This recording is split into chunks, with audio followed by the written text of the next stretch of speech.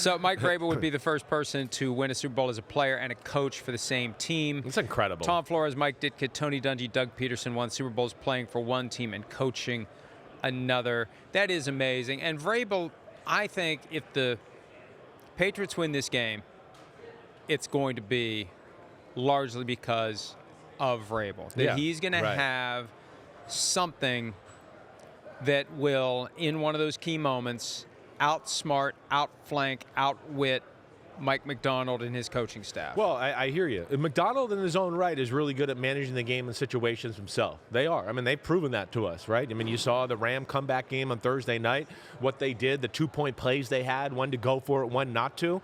But yes, what we've seen from Vrabel, I mean, again, he has that Belichickian way about him where we expect a somewhat nuanced special game plan, especially on the defensive side of the ball. And, of course, you're going to expect that on the offensive side of the ball from Josh McDaniels as well.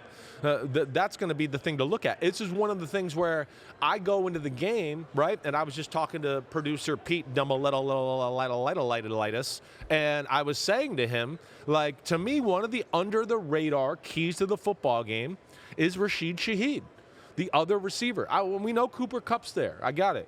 But I have a hard time when I think about the football game, watch the Patriots on film, and sitting here and going, a Mike Vrabel defense with 2 weeks to prepare is not going to let Jackson Smith and Jigba go off and beat them, right? He'd rather die than go, I lost the game because I let the one guy I knew that could go off and beat us, right?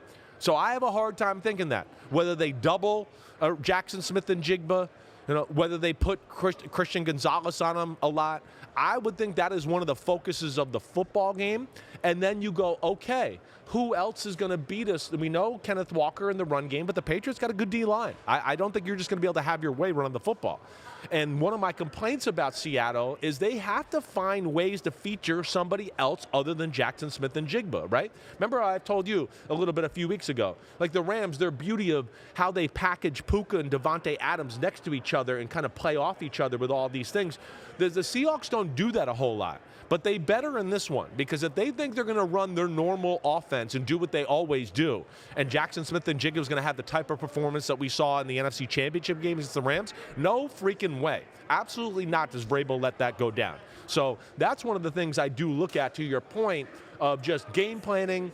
We know the gamesmanship and the managing of the game. Vrabel is special there, but the Seahawks aren't too far off in that department either. Kupp did have multiple moments, even though the numbers, you look at the stat line, it doesn't scream out, but he had multiple moments in the NFC Championship. Third and 7, down, and he explained last week he committed the cardinal sin by reaching the ball. You don't reach the ball on third down because you get knocked out, but he did it, and it worked, but he still shouldn't have done it. Hey, he's salty, too. He's salty.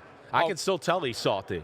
Well, right? He didn't talk to reporters after that win. No, he spoke the next day. But well, because the whole thing was he went from being Super Bowl MVP to within 4 years being treated like a commodity by the Rams. Right. And that's what they will do. And that's true of any sports organization. They love you as long as you are a key piece of why they are winning. The moment they change their mind about how important you are to the team, you're done. You're gone. Yep. And all that stuff they used to say and all those things they used to do are forgotten. And when you're the human being caught in the middle of that, you get upset. Yeah. And so, fine. He gets dumped. He lands in Seattle. And he was very low-key about it going into the game. I don't want that to be a storyline. The storyline is we got 53 players that came together. There's so much praise for Cooper Kupp and how he's helped the other players, his pride in blocking, process over results, just all the things he's learned in his career that he brought with him, and it really helped the younger players. Right. And, hey, the Rams ultimately paid for it. And now the Patriots may play for it because I'm sure he'll look at it and say, hey, this is a team that could have signed me too, and they didn't. Yeah, no, I hear you there. All right, so we have a little pop quiz here. Don't look at the rundown. All right.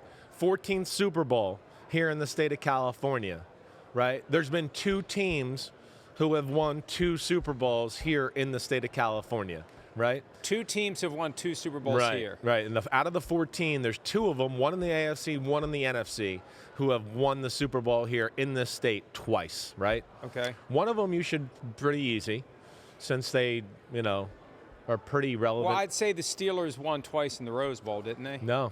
Shit. I know, right? They beat the Rams in the Rose Bowl 31-19 and Super Bowl 14, but the other ones were not there.